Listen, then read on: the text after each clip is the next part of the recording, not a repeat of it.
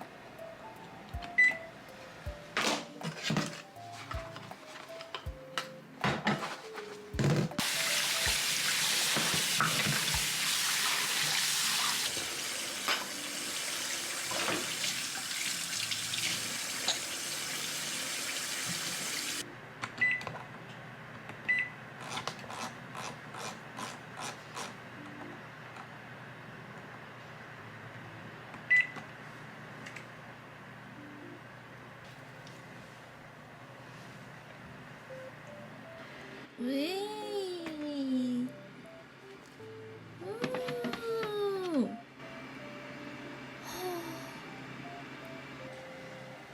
あ。